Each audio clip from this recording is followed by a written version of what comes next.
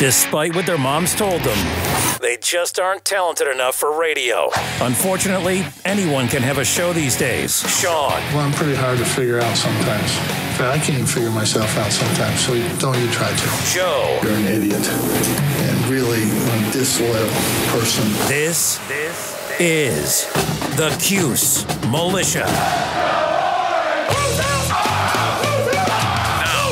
Those two unapologetically biased, orange-blooded homers, Sean and Joe. It's the most bullshit thing I've seen in 30 years. Welcome, orange men and ladies. Happy Wednesday. This is the Cuse Militia with Sean and Joe at Cuse Militia on the socials. That was a weak one, Joe.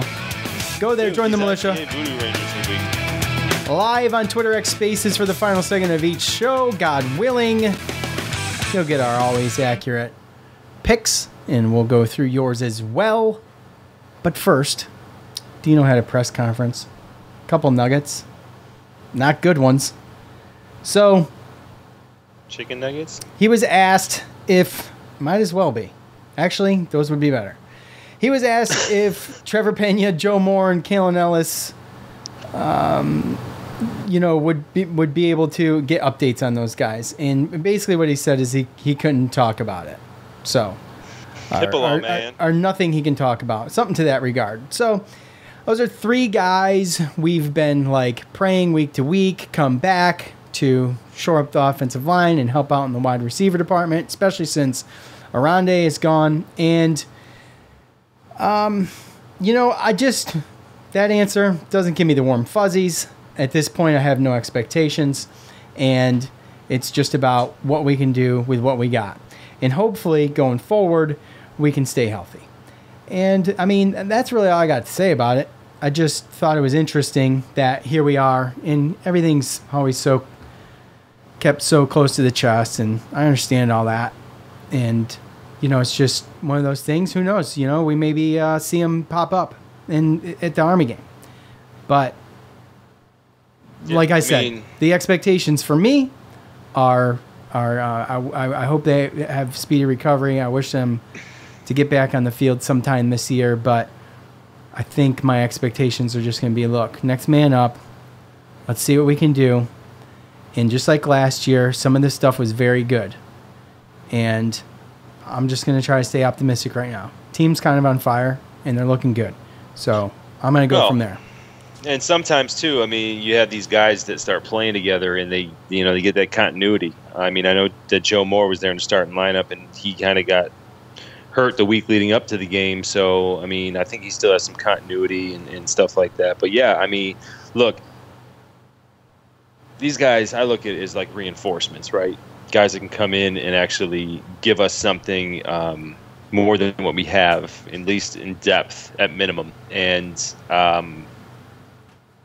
don't think that normally we're used to that, right? Normally we come in rather healthy, and then, we get injuries, and for the most part, a lot of them, especially last year, were for the rest of the season, and we've already had 2 this year. So I guess the good thing, and I know it doesn't give you the warm and fuzzies, but you look at it we know that if it was an end of the season type injury, then he would have announced it by now. So at some point they're going to come back, and we've gotten this far without him. We got Army coming in, so I don't think this is necessarily, not to say that Army can't win if we don't play great, but this isn't necessarily the game we need the reinforcements to come back for. No, I agree. And Isaiah Jones too, also limited during games, so in the wide receiver department. And you've got the guys that can step up. I'm really looking for Donovan Brown.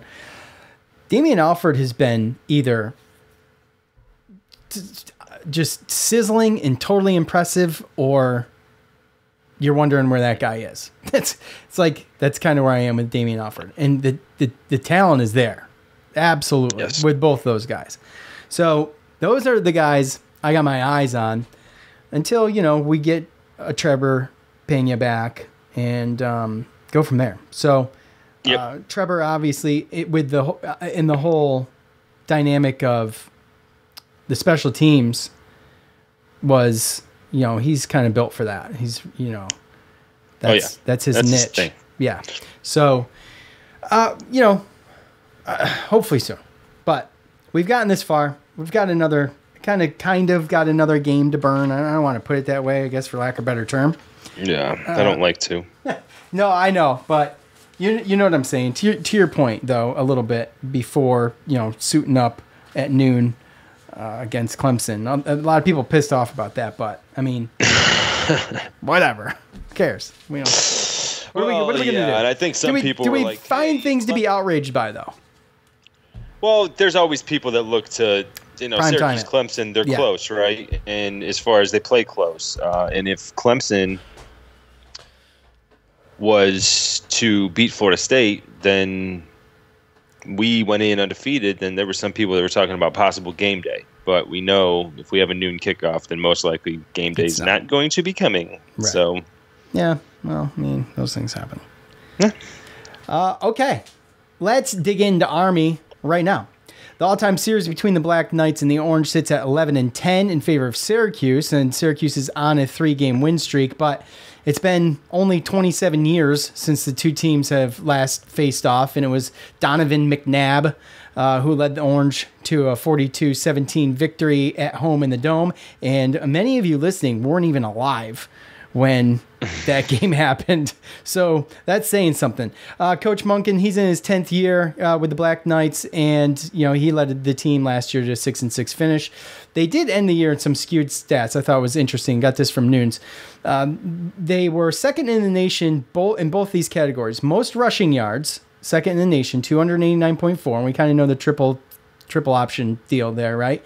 And then fewest passing yards, 76.7. Okay? Then their defense last year was 4th best in the country against the pass, but 12th worst in the country against the run. So kind of a tug of war against itself in a way. But they do have their biggest returner on defense is Leo Lowen. He finished the season with even 100 tackles and a pair of interceptions, and he's a senior. He's leading the team this year so far in the campaign, and he's got 17 tackles. So they're 2-1, and they just beat Texas San Antonio. They still have this run heavy, but they are with over 235 yards a game.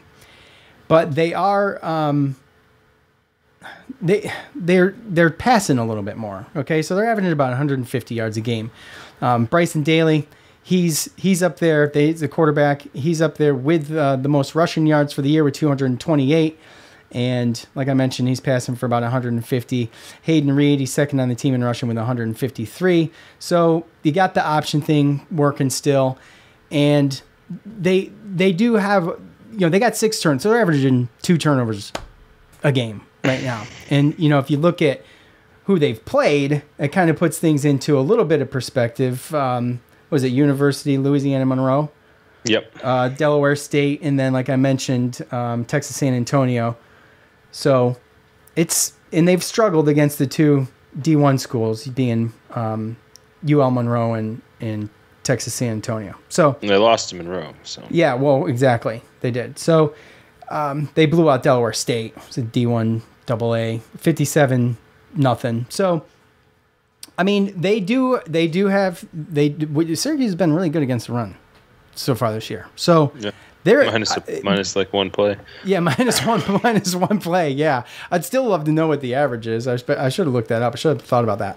But they are a team that is going to they're gonna lessen your possessions, and unless you're forcing turnovers, which is quite possible, I think we all are in agreement that if someone's gonna be forcing turnovers, it's going to be Syracuse. It's never a doubt. It can happen at any snap. I feel like I'm that confident in this defense, but yeah, they're going to limit possessions and they're going to burn clock. So, 3 and outs will be huge, right? Because absolutely. So, with that said, it's kind of like what these independent schools kind of do. Navy kind of does the same thing, but it's not really new tricks. It's kind of old tricks, different day, and it could go one way or the other, but I feel pretty good about it. I do. Yeah. Well, so they traditionally ran the triple option, right? But there was there was a rule, NCAA rule. There was a rule change on the off season where it limited the chop blocking or the blocking below the waist outside of the tackle box, where the receivers would come down. And so there's a lot of the triple option offenses that have actually had to tweak their offense. So now they run out of a shotgun. Right, and a wishbone shotgun or something like that. I mean, it can be something like that, but a lot of what I've seen, and it honestly reminds me, actually a little bit of Wake Forest with Hartman. Right, he kind of Bryson hold the ball. We remember Sam Hartman, right? Yeah. And as they go toward the line, and it's kind of a read, and he either gives it to the running back or he keeps it. They'll play action out of that, which is why they pass it a little bit more this year, because he is in the shotgun, and that type of offense sets up for a little bit more quicker plays out of that play action. So when I watched some of their highlights, then that's what it looks like. Is Wake Forest. But at the same time, as much as they've thrown the ball more, they still have only thrown 45 times to carry the ball 158. And that might have been a little bit of, skewed with the Delaware State. But, 3-1, they passed or they run to pass, right? So, their leading receiver, I think, has 8 catches for 250 yards, and then no one else is over 100. He's averaging like 31 a catch, though. Isaiah Alston. Oh, yeah. He had a couple big plays, right? So 70-yard long, probably touchdown.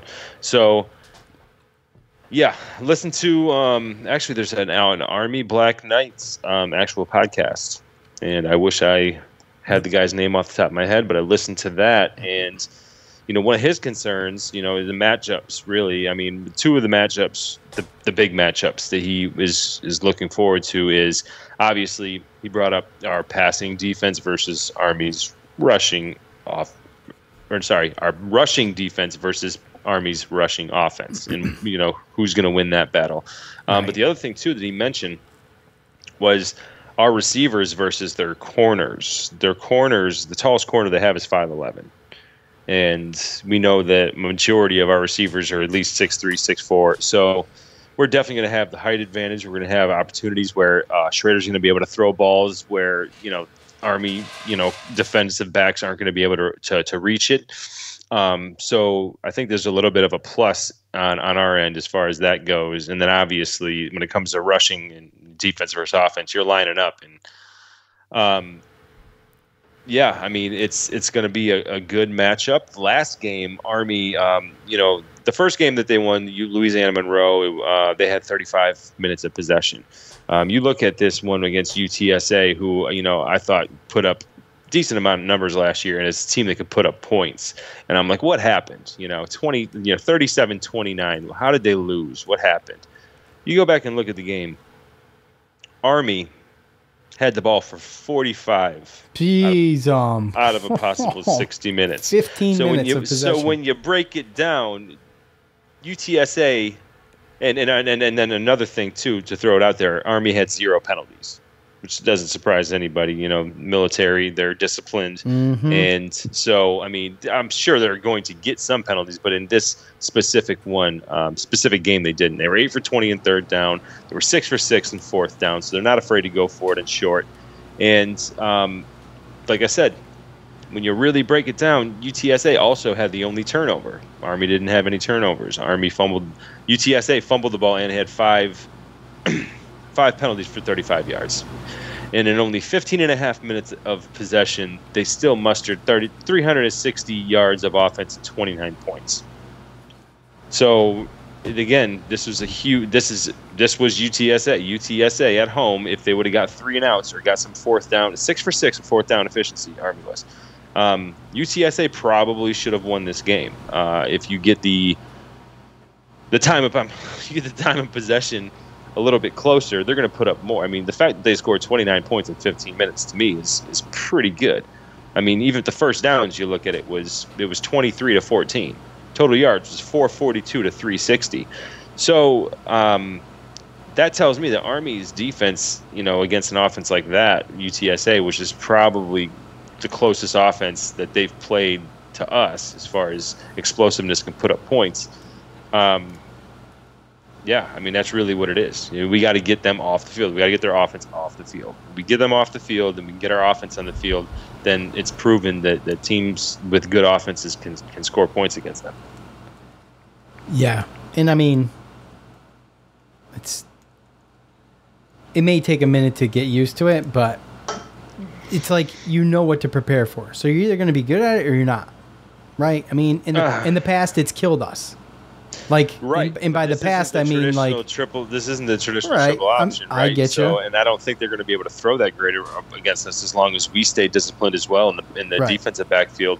My whole thing is that this is like Wake Forest's little brother, right? This is like, I mean, this isn't an offense that we haven't seen, exactly, versus what a triple option would be.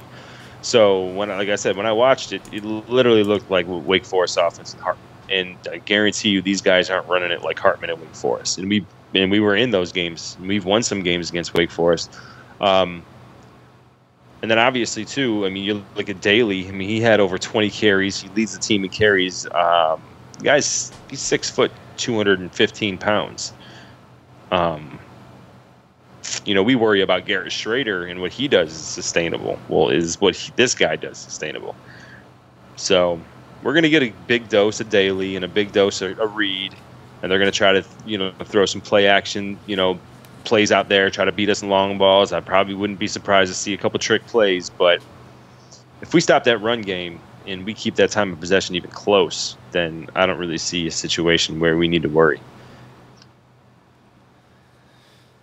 Yeah, I mean, that's what Syracuse is thinking too. You just got to do it. How hard could it be? Well, it's probably going to be harder than, yeah, obviously.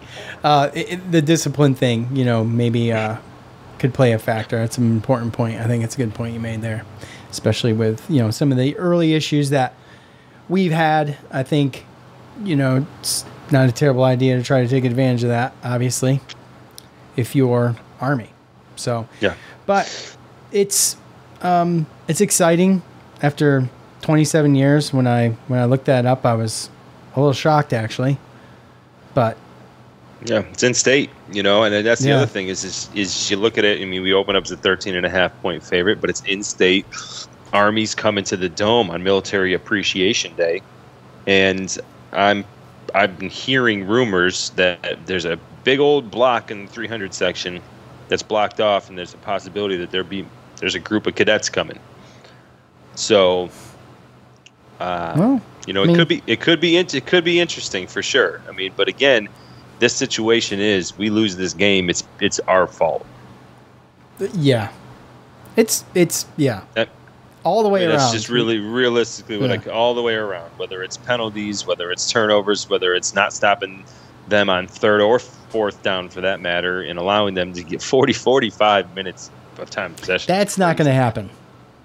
I'll bet this podcast. But if we go fast and then they go slow and they just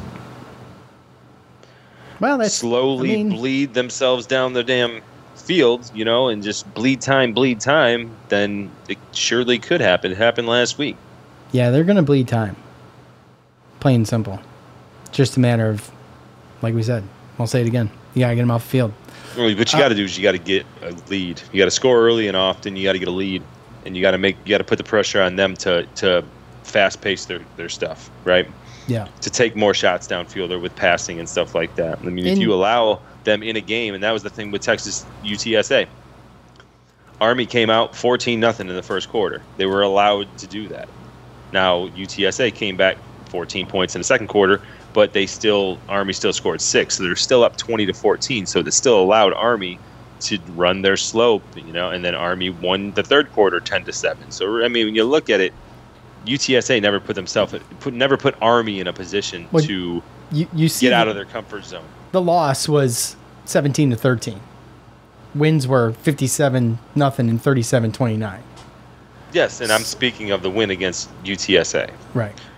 Well, I'm not arguing with you. I'm just saying that the low scoring game was obviously a freaking defensive battle is Right. is where they lost the game. And that time of possession was 35-25 in Army's favor.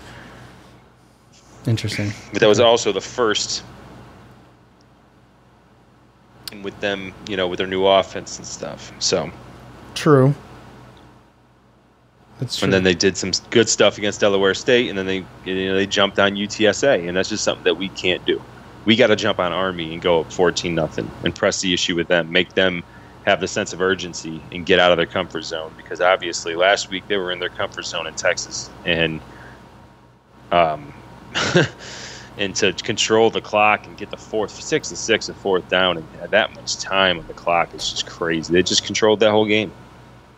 And then UTSA got the ball and scored real quick and gave it right back to Army, in which they couldn't stop them. So that's really what it comes down to. All right. Well, I think it's prediction time, Joe. What do you think?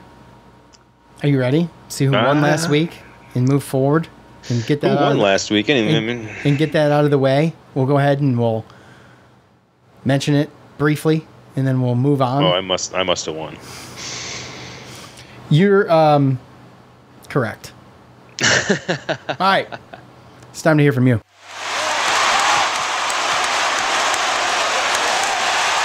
It's time to hear from you, the loudmouths from the Loud House. All right, it's that time of the week. I ask for your final score predictions for the upcoming game, and you leave them on Twitter. You know we like the meat. Well, Joe likes the meat. No, I don't. I gotta stop saying that. Yeah, okay? you do. You like the meat with ketchup on it, though. No. False. Mm. I was trying to think of something I like ketchup on. You don't put ketchup on a burger? Oh, French fries. No, not if I make it at home. Okay. Straight A1. Oh, well, okay. A1 and mayonnaise. That's money. Sonny. All right. At Baptized by Fire, since he's in the spaces, let's hit this one up. This is a tough one to guess, considering Army had 45 minutes of possession against Texas San Antonio. I think we stopped the run early, and our athletes on offense score on every possession, forcing Army to pass to catch up. I love this.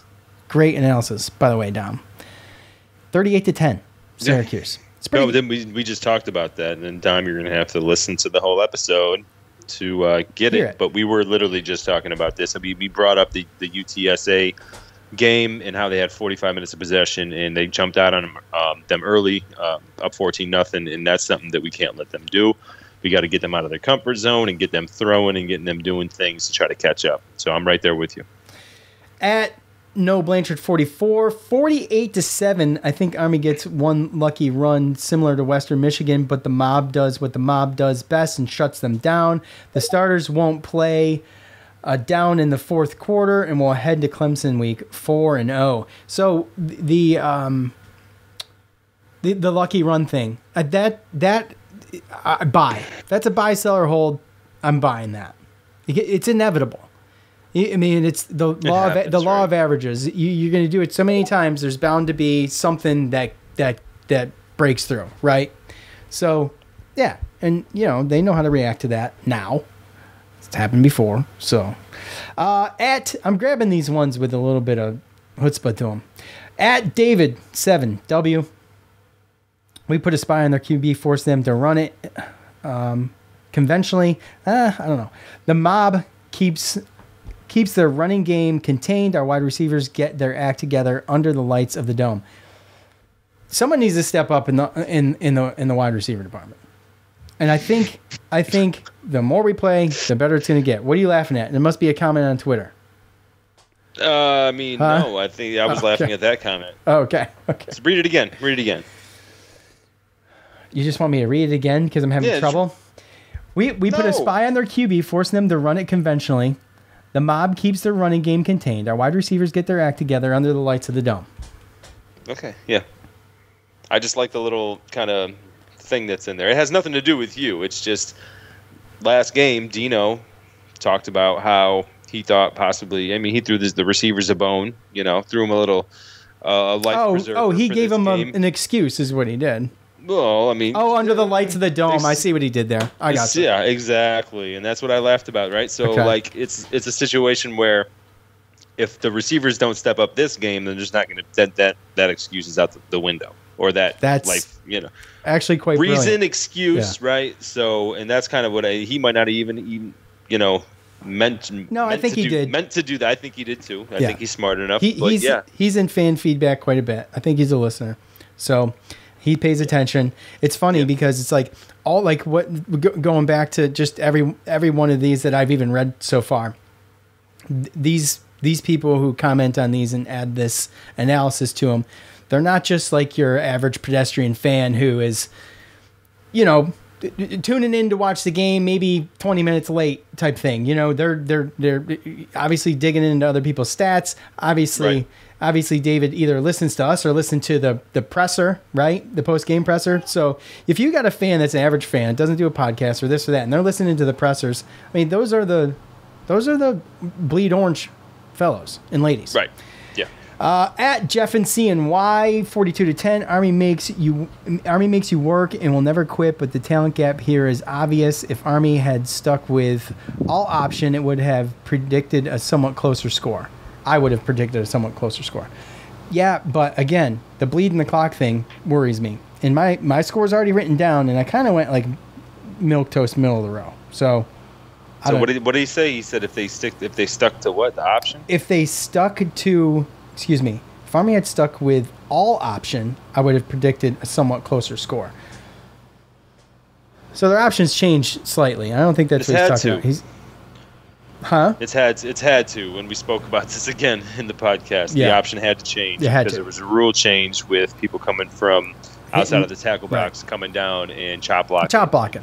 Yeah, exactly. So at the end of the day, they had to change it up, and it's going to be something similar to what you see with Wake Forest. They sit in a shotgun and they do a read. It's a read option. That's what it is. But it looks a lot like Wake Forest. It's just not Wake Forest talent, right? It's not Sam Hartman and those running backs. Well, what Sam Hartman used to do was similarly equivalent to what Schrader does with the fake. Yeah, a little bit, but he also passed a lot more. He was a way better passer, but he was great at the option. They were very patient with that. Very patient. They were super patient with that. But usually it wasn't Hartman running if he didn't hand it off. There was a slant there. There was some. Most of the time here, 3 times out of 1, like, if he doesn't give it to his running back, then he's running himself. So 3 times out of 1 or 1 time out of 3? It's not. Stop. And it's not. And it's not as like. It's not as good as Sam Hartman did it. You know how he slow played it. Oh, he's almost paused. Like when Schrader did the fake last week, and he took like 2-3 seconds, and it looked good. Mm-hmm. Yeah, this is a little bit more rushed. Like 1.5 seconds and a little sloppy, right? That's what it kind of looks like. And I mean, look, it's a new offense, and they're just trying to figure it out. And it's not going to look 100% like Wake Forest and doing it 3-4 years. So, but that's what we need to expect with that. And honestly, like I said, it comes down to that. It comes down to getting off the field, scoring points before Army does. At Cuse Waterboy 2, Schrader beats them with his arm this time more than his legs. The wideouts make up for the drops from last game, and the mob continues to dominate with 3 more takeaways. Plus, we finally see a packed dome. Well, they are averaging right now 2 turnovers a game, that being Army. And so 3 is totally reasonable, a buy. Plus, we finally see a packed dome. And like Joe mentioned, like, what is the ratio? Okay, I mean, that's the question. It's going to be a whiteout honoring Schwartzwalder, our great coach, brought us the national championship. And it's Military Appreciation Day, right? So, and you got Army there. So that's a lot going on. I think there's going to be a lot of Army fans there. Yeah. I wouldn't be surprised if there was going to be a section of cadets. And, I mean, this is the first time they played in-state like this, like you said, for what, 17 years? 27 years. 27 years, sorry. I remember the 7. Okay. Yeah. 27. Donovan McNabb was at quarterback. Okay. Yeah. So, and back then they weren't as good as what they have been in recent days with the Army. So, Yeah, I mean, if it's going to be close to, I don't know if it's going to be close to sold out, but I'd have to imagine. I mean, Army's got to travel pretty well. I mean, it's not far from places like Fort Drum and whatnot. I mean, you've got right. Plus, you've got my alma mater. it was, wasn't it? It was. Fort Drum. I did work at Fort Drum when I was working in the Union in Syracuse back in the day. Oh yeah, yeah. I remember doing a lot of snow removal in Fort Drum. Nice. That's what. That's what you do there. That's what you do there. That's what you can't really do too much if the snow's in the way. Yeah. At number 1 Q's fan, 42-10, all orange. Another dominating performance on both sides of the ball. Hashtag pack the dome. Let's effing go. Yeah. Well, let me do. Let me see, Joe. I'm sorry. I'm gonna release it here. Let me do one more. You want me to? I'm gonna do one more and then I'm done. At Austin Henry 2, 35-10. We don't score a wild amount because Army kills the clock, but we capitalize our opponents and win. Capitalize on it must be on our opponents and win comfortably. Okay. That's a real good score. I like that score a lot. It's close to what I got. 35-10. I got mine's a little bit different, but it's damn close. So, what does Facebook bring? Anything? All right, well, I start out. I'm going to give my boy Sabo some props. There's no meat to Sabo's though. He's your boy. There isn't. I know, and I'm going to let him know, But I'll tell you what, we do have a conversation, so I'm going to give him, especially considering that he picked Purdue to win last week. So I'm still going to give him. Yep. So he was wrong, and I think that this team's changed what he thinks about them. But he's got this team has changed his mind about them. It's kind of what it sounds like. Yeah. He's got Cuse 34, Army 13. Okay, that's really close to my score. I like it. Okay. Yep. So going to Michael DeLello. It'll be a lower scoring game due to Army's constant run plays, so I'll take the under at 51 points. Syracuse covers the 13.5 point spread with a final score of 33-16. Another one really close to mine. And he says, buy, sell, or hold. Okay. Cuse goes 6-0, and the game at FSU will be a top 10 both teams matchup game day. Oh, my gosh. So that means beating Army, Clemson, and North Carolina. UNC. And then that's assuming that Florida State beats Clemson the next game. And well, yeah, we don't have to worry about what they do. Let's just assume they do, right? I'm not gonna worry about that. Let's not worry about that. Let's worry about what Syracuse is gonna do. Buy, sell, or hold. I would have to sell. And the reason I have to sell is because just in my heart of hearts, if I get one of these, I'm happy. So I don't care. I'm good with 5-1 going into Florida State. If by one of these, I mean UNC or Clemson. I'm happy with either one. Okay. I mean, that's tough. I'm not saying it can't happen. I'm just saying that's tough. And I don't know about top 10 either. Although Syracuse we get close, but you just don't climb that quick. Yeah. Yeah, no, you're right. I get you there. I probably would sell as well. What's your consensus, though, on the wins and loss? Well, I mean, even if we do go undefeated, like you said, we're undefeated now, we're still not ranked, and that has to do, I mean, in college football, if teams ahead of you don't lose, then you're not moving up, right? So just based upon mathematics, I don't even know if we can move up that fast. We'd have to have a lot of other teams beat us. You know what I mean? So yeah, you need a lot to happen. You need a lot more to happen than just winning to move. That's what I mean. That's why I brought up even the FSU thing too, right? There's a lot more things out of just Syracuse's control to make that happen, which is why I would sell. Let's see, John Gubbins, 40-14. Anything less than a blowout would be embarrassing. Say that one again. Say that one again. 40-14. Okay. Anything less than a blowout would be embarrassing. I disagree. Just depends on it just depends. I mean, what's the blowout? What's the spread right now? 14? I mean, so what's a blowout? 28? 21? I mean, if the spread's 14, you got to kind of, that's the curve, right? I mean, I guess it's just everyone's got their personal opinion of what a blowout is. True. Right. Exactly. That's kind of what I need to know. Right. What's the definition of a blowout? I mean, I think if we control the game to where it was never a problem, then or the game was never up to, like, we were never worried about losing, then to me that's a blowout. And also true. And okay, I'll accept that. But 40-14 is absolutely a blowout. So absolutely, I guess he sets the bar with his score, right? He did set the bar with the score, okay. Absolutely. And it's funny because that's actually really close to my score. Okay. I'm gonna give my brother a little bit of grace here. A pass. Nope, top fan Alex, actually. Oh, okay. Top fan Alex. He usually gives some meat and potatoes with his comments, and this time he didn't. He's tired.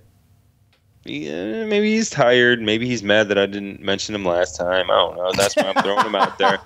Okay, fair enough. So, but at the end of the day, so he's got Syracuse 38, Army 17. Okay. Still covering the spread. That's really close to my score too. Andy Stewart 49-6. Defense shuts down Army's running game and forces multiple turnovers through the air. Garrett airs it out, and wide receivers make big plays and bounce back from last week's drops. That's what I want. That's what I'm looking for. I think that's what everyone's looking for. And I'll tell you what, I mean, and as well as like enough with the penalties in the beginning of the game. Enough with the penalties, period. But like, specifically in the beginning of the game. And then, so this one's weird, and I don't know if these two people know each other, but Jason Butler, he comes out, and actually, Jack Fiola actually did it sooner. And so I'm going to give Jack Fiola the credit here. I'm looking at these now. That's very Syracuse is 3-0 against the spread. Army is the number 9 rush offense against SU's number 14 rushing defense. Army can't pass the ball at all, ranked at a number of 111. I'll take Syracuse 41, Army 13. And it looked like less than an hour later, Jason Butler pretty much copy and pasted exactly what he said. So, and then he did. Yeah. So I'm wondering, where did this come from? Did they copy and paste it from somebody else on Twitter or whatever? But either way, I don't know.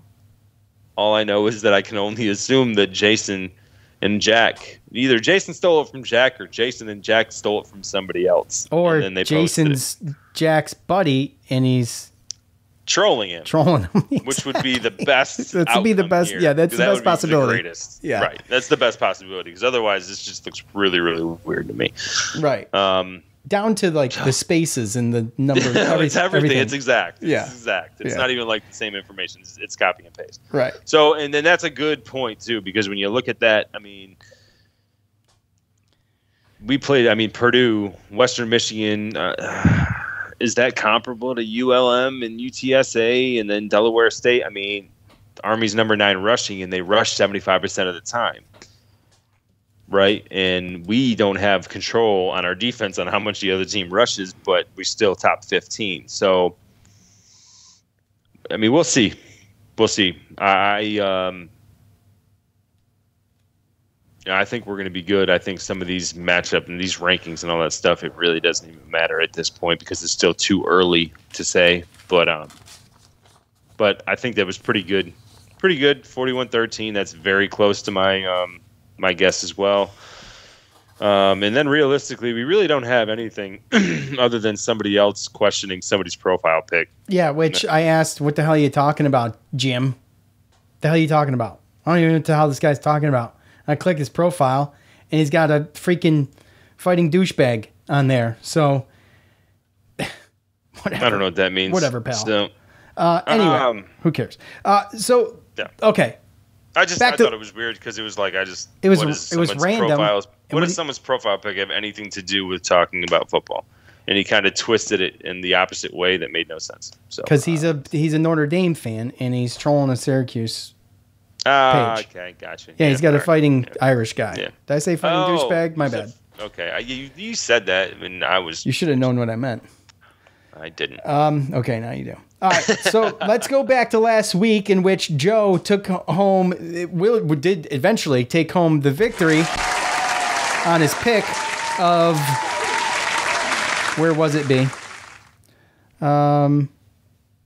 Your pick was 30-24. It's the 14. You had 14 in the spread there. Actual spread was at the end of the game was 15. So you take it home. Mine was 10. So Joe comes into this week at 2-1. Joe, you going to defer or are you going to receive? I'm going to receive. Okay. I've got mine written down already. So I'm not changing. I already have mine. All right. First time for everything. Go ahead. Oh, wow. Always got to have a little thing there, huh? You got to get the last word in it. This is the first time for everything. Just stating facts. All right. I got you. So, again, I think that we're going to be able to jump on them. I think our offense of line it might be beat up, and we don't have certain guys that we thought we were going to have there, especially on the right side. But nonetheless, if Purdue didn't give us a problem, I don't think that Army's going to give us a problem. So I don't think our offense is going to have a problem. We spoke about, the fact that, the tallest corner that Army has is 5'11", and we got multiple receivers that are 4 or 5 inches taller than that. So I think that in between that, I think Quinn Allen will have a better running game.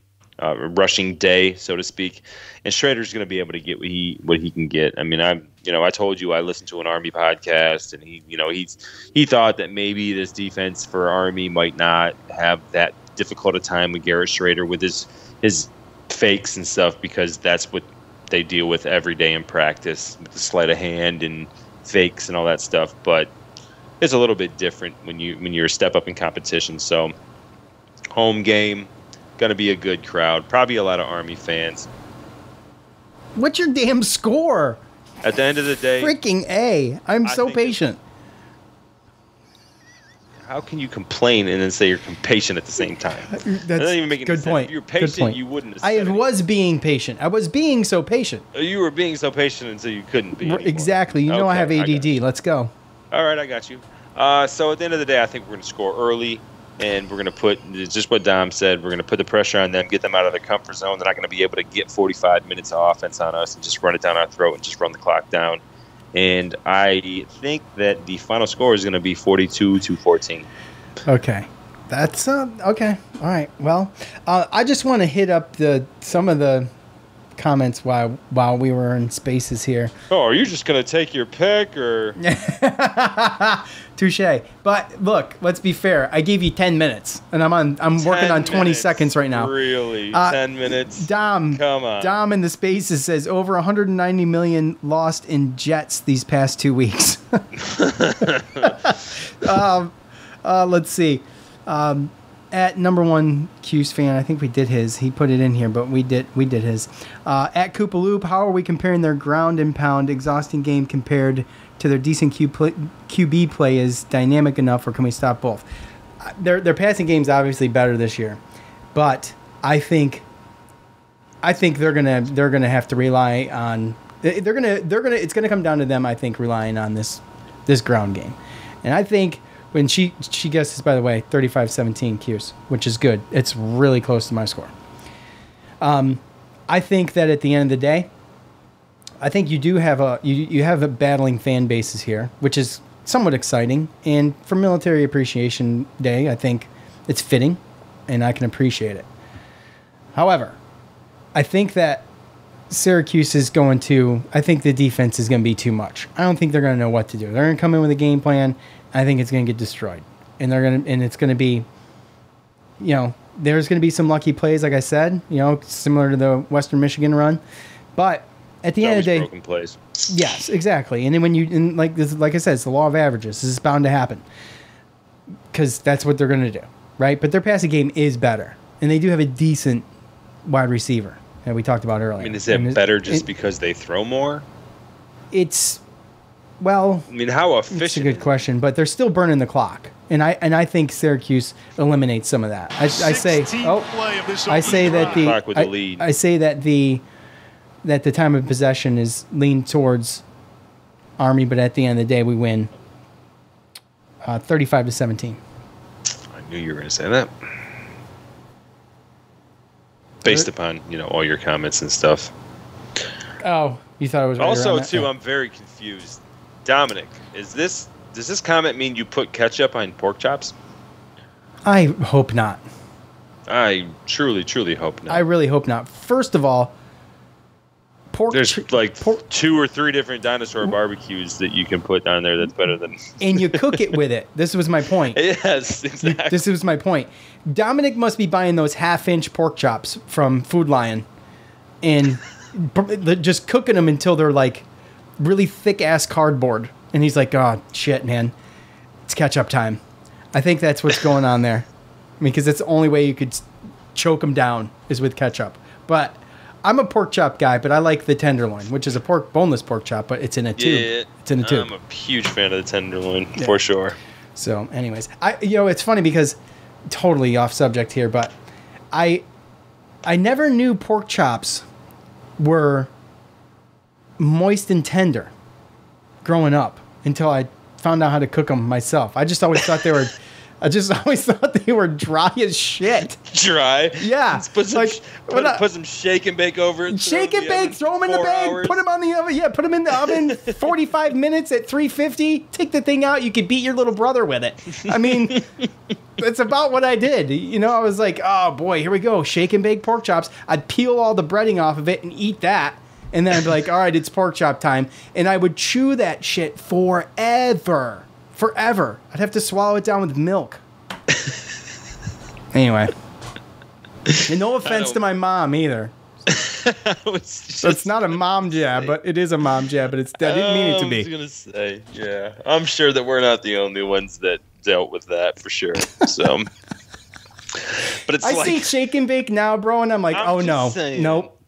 I'm just saying, like, look, honestly, and I don't know if this is just a thing, and I guess this goes a little bit into tailgating, and I don't know, with this North Carolina game, what we're gonna cook or whatever. But like, growing up, it was like if there wasn't hamburgers and hot dogs to be cooked, the grill was never used. Yeah, true.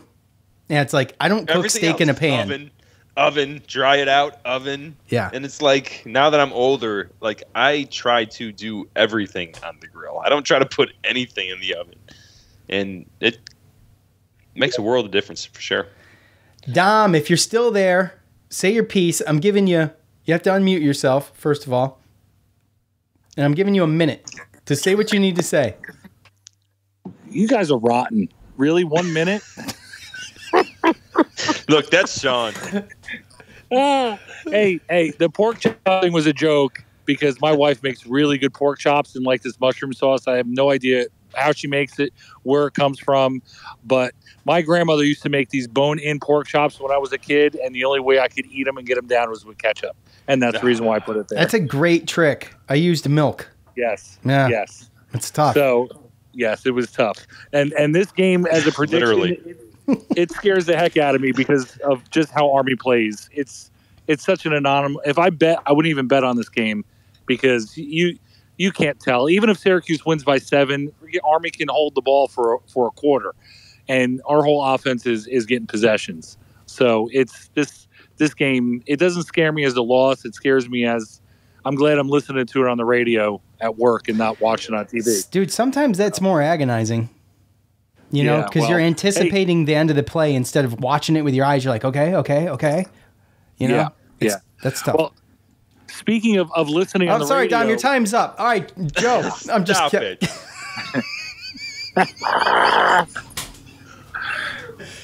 Go ahead, Dom. I love you. So speaking of listening on the radio, I'm listening to the pregame of Learfield Saturday because they made Aronde was going to be interviewed by Matt Park. So I'm listening to that interview, and then all of a sudden Matt Park starts interviewing John Wildhack on the Wildhack show, right? And Wildhack, he's talking about injuries about Trevor Pena and like, Trevor is hamstring. You know how tricky those can be. We don't know when we'll see him again because of his hamstring. And I'm like, he let the cat out the bag? Dino's going to kill him. That's what I'm thinking when I'm hearing this. And I'm like, I hope they don't record this because, like, dude, I could just imagine Dino if he knows that Wildhack even said it, and because he you know how Dino is with just so keeping it close to his chest. Yes. So Trevor Pena has a hammy, so who knows? They could be tricky, and who knows when we will see him next. Thanks for the inside scoop. Experience right there. Yeah. So, all right, guys, I hope to see you in a few weeks. I'll definitely hear from you at least. So Yes. Thanks for the link, Dom, by the way. Appreciate you. Absolutely. Yeah, we're trying to figure it out, Dom. And if you guys cannot get a parking spot because all the lots will be sold out, just I'll let you know where we are and you can come hang with us. All right. So time out, Dom, real quick before you go. This is the situation where you have to pay for a parking ticket too? Dude, all right. So I won't get into what my buddy who went to UNC said, because he talks about people he graduated as being communists, and I don't want to get into that here. It's probably fair. But he said that the way that the stadium and the whole university is set up, it is enclosed. So there's no big lots like Wake Forest or like NC State, and like basically people park on the street on Franklin Street or by little restaurants and like bars, and they get lubed up in these fancy foo-foo bars before the game and then go to the games, or they go to events inside the Friday Center or something like that, and they have their wine and cheese in there, and then they go to the game. That's those exact words. I heard they're trying to turn NC State into that too. Yeah, so it is. That's stupid. He said there is zero tailgate scene. He goes, the fraternities all have houses, and so they don't tailgate. They don't do anything. They party in their houses before the games. He said literally, and so the only way I got that link was by calling the UNC ticket office and saying, I got tickets. I live in Greenville.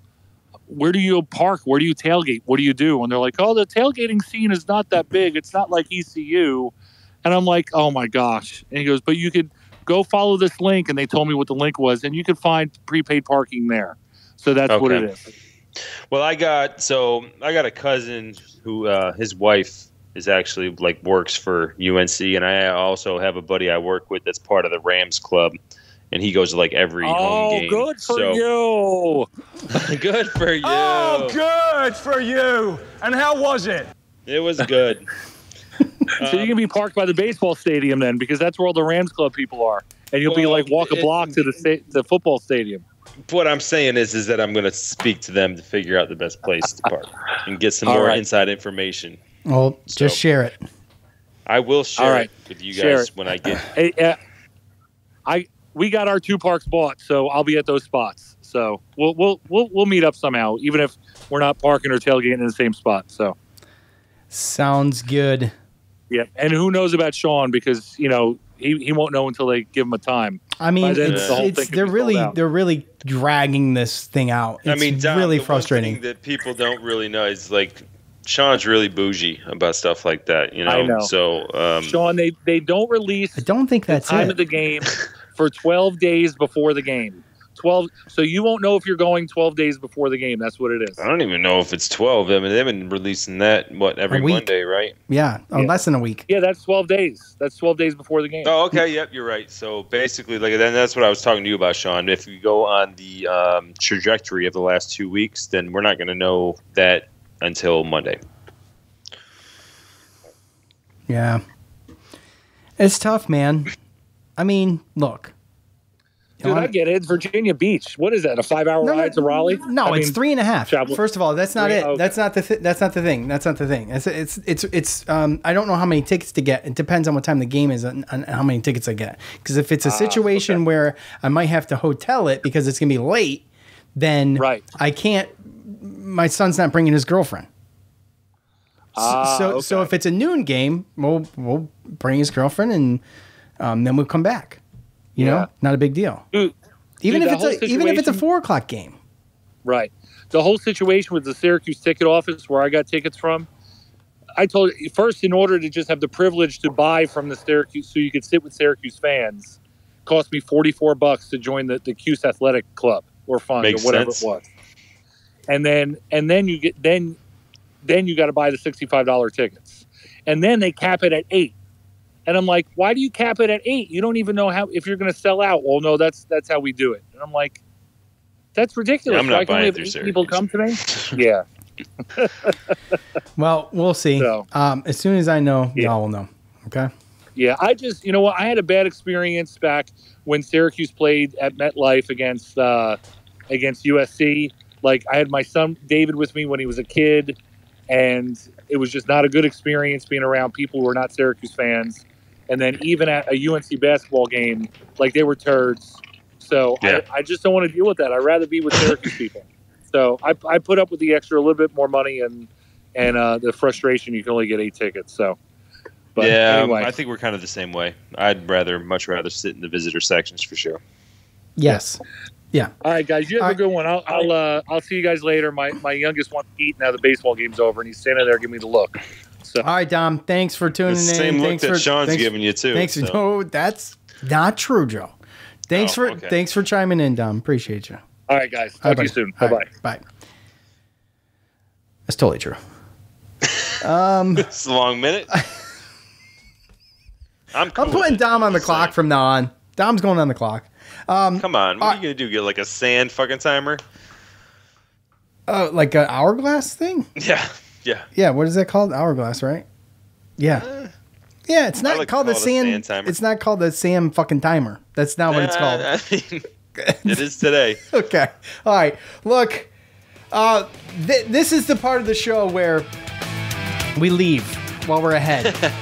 And I don't even think we're doing that. So appreciate all of you for tuning in. Thanks everybody in the Twitter spaces. Appreciate the feedback. We will be back here on Sunday after the Army game. For Joe, Sean, we're out. Peace.